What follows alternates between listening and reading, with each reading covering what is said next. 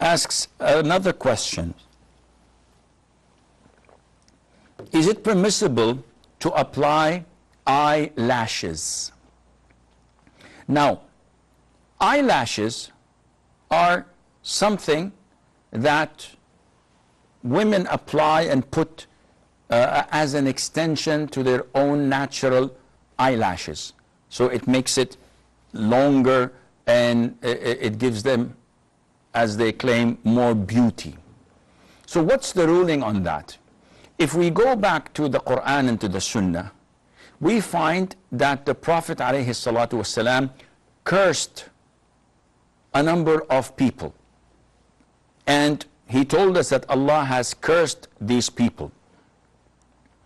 And among them are those who make tattoos, tattoo artists, and individuals who have tattoos done on their bodies.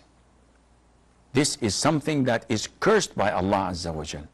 And unfortunately, nowadays we find, okay, disbelievers doing it, this is normal. They don't believe in Allah Azza wa Jal. So what's the point in talking about it? They're already disbelievers. But when you find Muslims who abide by the Quran and the Sunnah, and they're influenced by sportsmen, by athletes, by actors, by celebrities who have these tattoos covering their body, and they imitate them, this is problematic. How can a Muslim do such a thing to himself, change the creation of Allah, knowing that Allah Azza wa Jal curses those who do this? Among the things that the Prophet ﷺ told us that Allah curses those who do them is plucking the eyebrows for women. Of course, and for men by default, but usually women do this.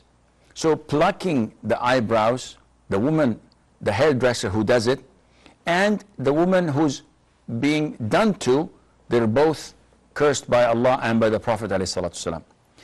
And the Prophet told us ﷺ that al-wasilah wal-mustawsilah, the hairdresser that fixes hair extensions, and the individual, the woman, that has this done to her.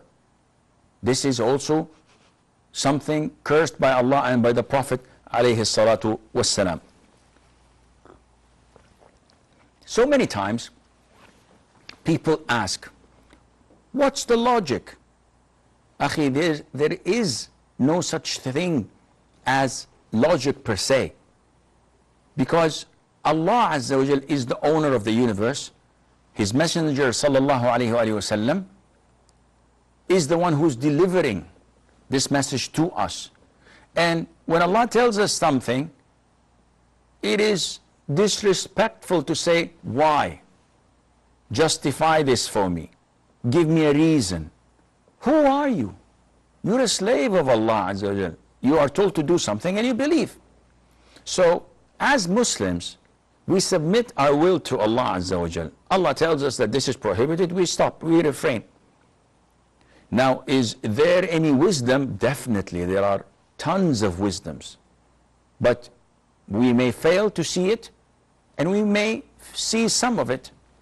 Nevertheless, whether the wisdom is clear to us or not, as Muslims we have to comply. So, when it comes to having hair extensions, this is changing Allah's creation.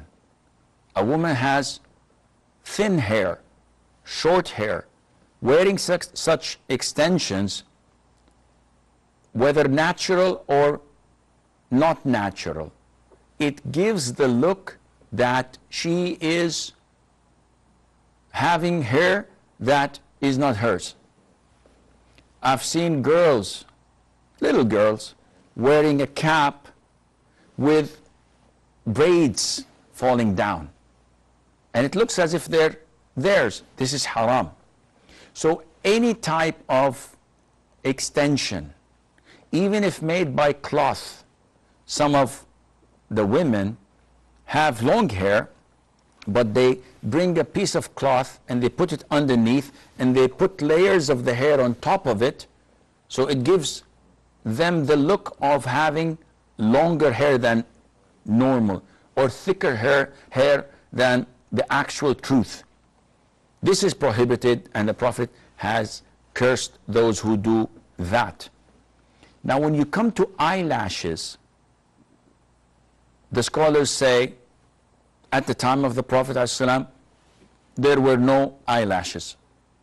So what's the ruling? They say, let's see if it fits the hadith. Is it hair on the body being extended by something that is not from the body? The answer is yes. The scholars say then this fits the curse of the Prophet ﷺ to those who do them. And by the way, the essence of hijab is generally defied by such women. So sisters ask, what's the ruling on wearing contact lenses? What's the ruling on bleaching our eyebrows?